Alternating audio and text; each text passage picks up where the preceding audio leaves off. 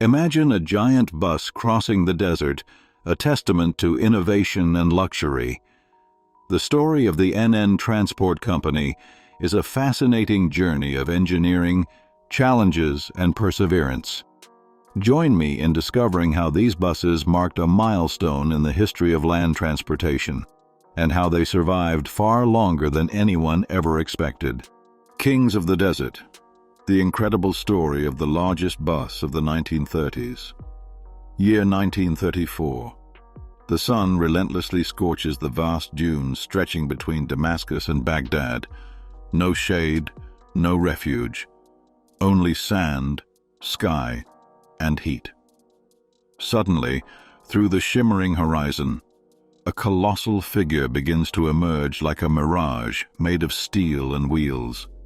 It is no ordinary truck, nor any ordinary bus. It is an 80-foot-long beast with 18 wheels, weighing 26 tons of pure motorized power.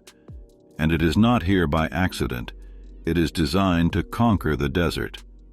This monster was the largest bus ever built at that time. It didn't just carry passengers, it carried a futuristic vision to travel more than 550 miles of burning desert in less than 24 hours, with style, safety, and most surprisingly, luxury. Up to 40 people could ride aboard, spread across 2 levels. In first class, reclining seats offered comfort that was simply unthinkable for the era. Fresh air, cold drinks, hot meals, all served by a cabin attendant who moved as if on a luxury train. The kitchen? Yes, it had one, complete with stoves and a refrigerator. At the front, a massive 4-wheel drive tractor led the convoy. Operated by up to 3 drivers, they took turns without ever stopping the journey for a second. When fatigue set in, they rotated to sleep in a small bunk inside the cab, while the monster kept advancing across the sands. A scene that looked like it had been pulled from a science fiction movie, yet it was as real as the blazing sun above them. This colossus was part of the fleet of the Nairn Transport Company, a business that, between the 1920s and 1940s, revolutionized land travel across the Middle East.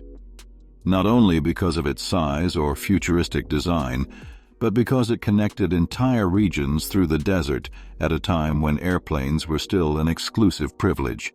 And yes, even before many airlines, they already offered air conditioning on the move. But how did this madness begin? Who dared to challenge the desert with a double-decker bus? The brothers who defied the sands. It all began in 1920. The Middle East was boiling with change, tensions, and new opportunities. The ancient caravan routes were beginning to coexist with repurposed war vehicles, primitive trucks, and automobiles brought in by colonial powers. But there was a huge problem. Mechanics were scarce, drivers were scarce, and above all, there were no proper roads. This is where Norman and Gerald Nairn came in. 2 brothers from New Zealand's South Island who, after serving in World War I, fell in love with the region. They were experts in engines and survival. It didn't take long for them to stand out in Beirut for their ability to repair any vehicle put in front of them. In 1922, with more enthusiasm than resources, they launched a route between Beirut and Haifa. Although their vehicles were old, they earned a reputation as the best mechanics in the Levant. But the big transport companies soon arrived, and with them came fierce competition. Unable to keep up financially, they were forced to shut down. However, fate was not done with them yet. An impossible route, a smuggler's shake, and a bold idea. That's when an offer appeared, just as risky as it was tempting. The British consul in Damascus proposed an automotive expedition across the Syrian desert to link Damascus with Baghdad, a near-mythical route, dominated by camels, raiders, and sandstorms. No one had ever tried it with motor vehicles, but an unexpected ally would change the rules of the game. Muhammad ibn Bassam, a powerful sheikh with a gold smuggling network between the two cities, offered to protect the expedition. His interest? Avoiding thieves, but also bypassing French authorities, who often interfered with his business. In exchange for local immunity, Bassam promised them safe passage through tribal territories and the most secure routes. And so, on April 2, 1923, 3 vehicles, a battered Buick, a Mobile, and a rented Lancia, set out with enough food and fuel for 10 days and 1,000 miles of travel. They also carried weapons. Because even with tribal protection, the desert was still a lawless land. 3 days later, the Nairn brothers and their unusual crew, including Sheikh Bassam himself, arrived in Baghdad. They had proven that crossing the desert by motor vehicle was not only possible, but profitable. The route of the future. Norman, the more visionary of the brothers, saw the future clearly. While the rest of the world dreamed of airplanes, he thought of Cadillacs, literally. He traveled to the United States and bought a fleet of V-63 vehicles, famous for their reliability and power. The cars were modified: more water, more fuel, more luggage space, and most importantly, more passengers. The result was spectacular. The Cadillacs, powered by V8 engines with 83 horsepower, outperformed any previous vehicle in both speed and endurance. Travel time was cut by more than 2 hours, and in just a few months, the route that began with 2 cars had become a caravan of more than a dozen, reaching speeds of up to 70 miles per hour. Even the British Airlines, which offered flights on similar routes, were pushed into the background. Nairn transport was faster, safer, and far cheaper. At a time when traveling from Baghdad to Europe could take 6 weeks, they could do it in just 10 days. Norman dreamed even bigger, an intercontinental service connecting Baghdad with New York in just 15 days, and he meant it. With letters, passengers, and even tribal support, the Nairns had created a transportation network that seemed like science fiction. But it was real. It rolled across the sands, and it marked an era, the Colossus, that replaced the camels. In the very heart of the desert, around 1926, travelers between Damascus and Baghdad witnessed a revolution on wheels.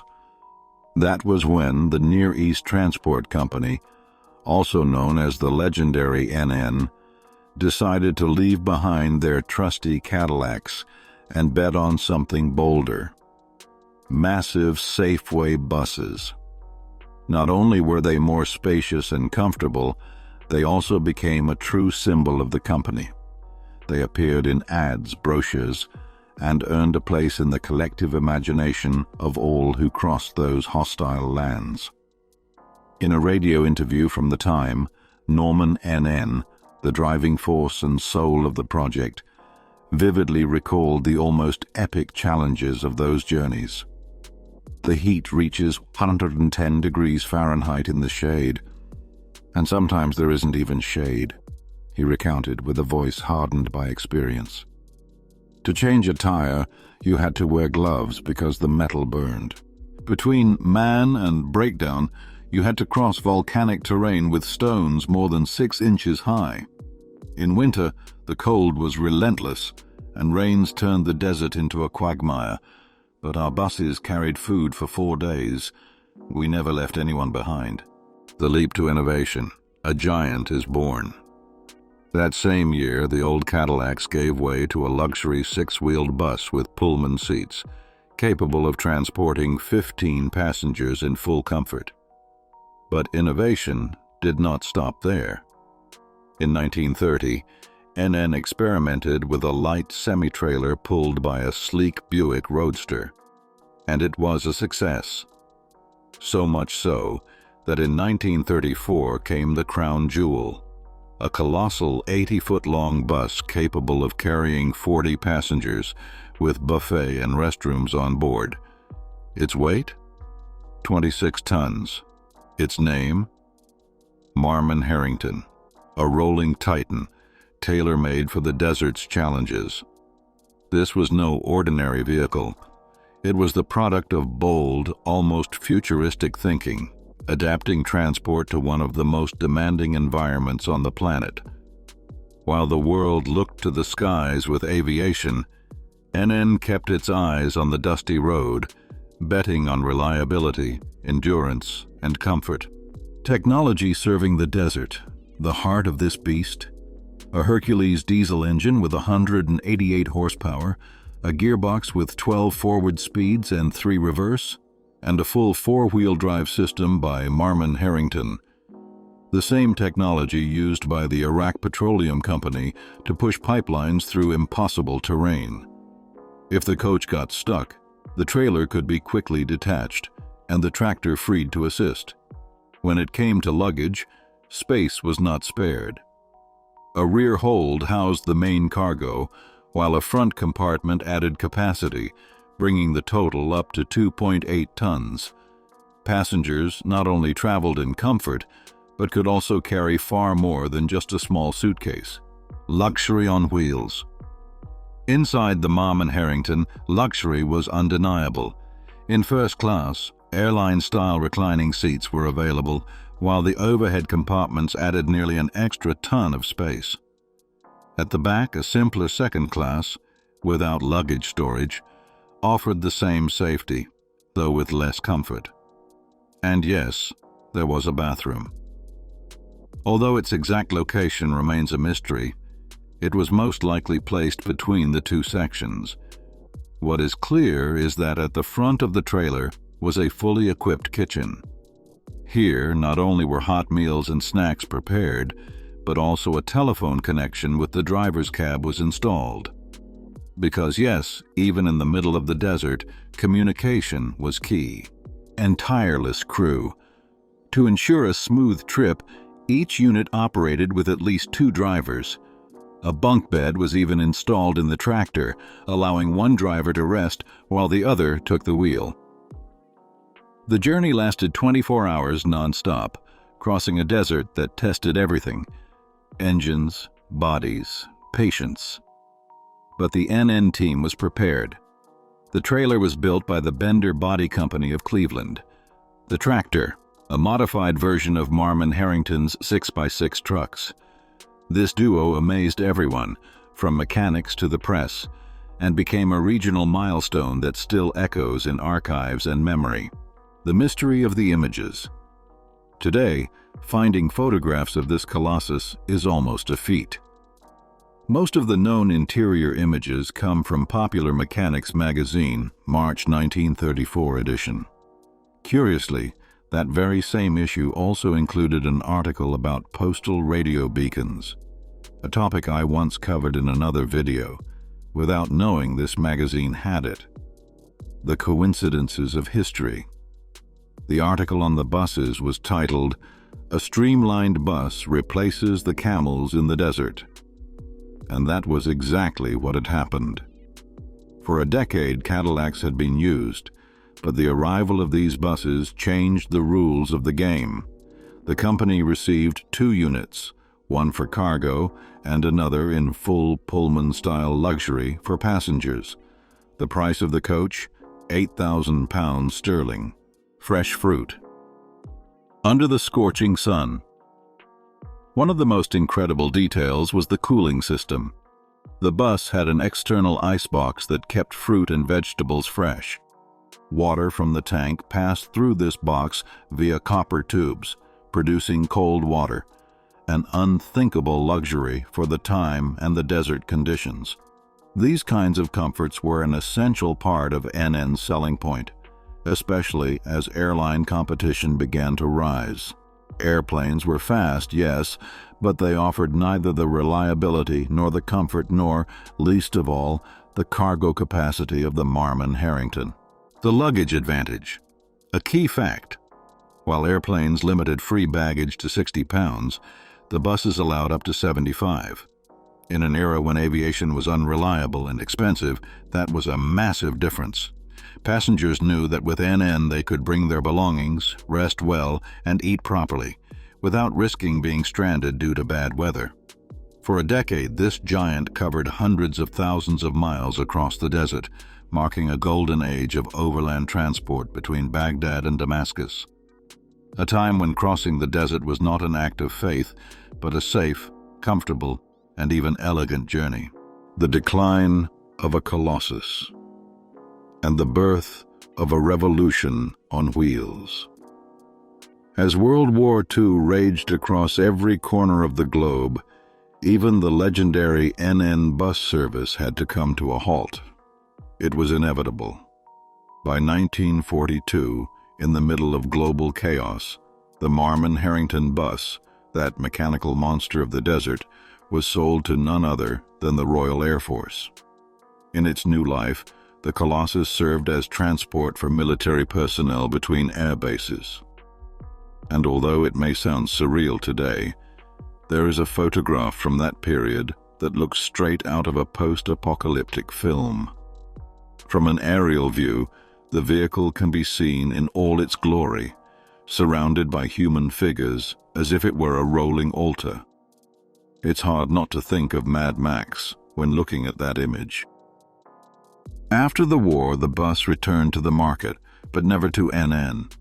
This time it was acquired by a former company mechanic, someone who had worked side by side with the founders. He tried to compete directly from Baghdad, running a rival service, but reality prevailed. Keeping that beast running was a titanic task.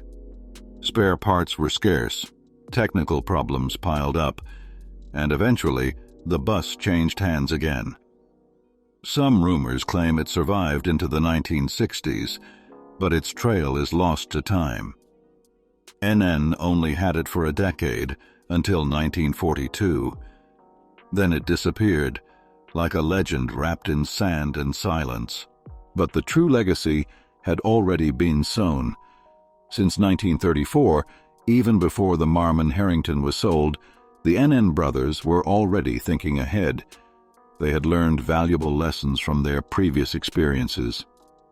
Their idea was to revolutionize overland transport, to design something more efficient, faster, and more comfortable. And thus were born the twins of the desert. Instead of the gigantic trailer bus, this new generation consisted of two compact, custom-made buses. There would be no second class, only 18 passengers per unit, but with more comfortable seating and a much faster trip.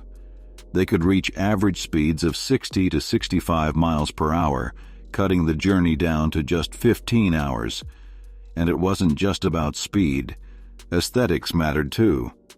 These new buses were built by the legendary Budd Engineering Company, yes, the same one that created the Pioneer Zephyr train, with streamlined stainless steel bodies, elegant, aerodynamic, and ready to face the desert. The engine, a robust Cummins diesel with 150 horsepower. But the crown jewel was the air conditioning system. At a time when such a feature was unheard of in a bus, they worked with Carrier Engineering to install a Continental engine with a compressor. The result? An interior kept at a constant 90 degrees, 32 degrees. Absolute luxury in the middle of the desert inferno. After years of searching, I found a 1937 issue of Modern Mechanics that featured these new vehicles. They crossed 600 miles of desert in just 15 hours and had accumulated over 1 million miles by 1956. Some even lasted into the 1970s. A true rolling tribute to engineering, ingenuity, and vision. Did this journey through the roads of the past fascinate you? Don't forget to leave a like, subscribe, and ring the bell. See you on the next route, where the engine of history never stops.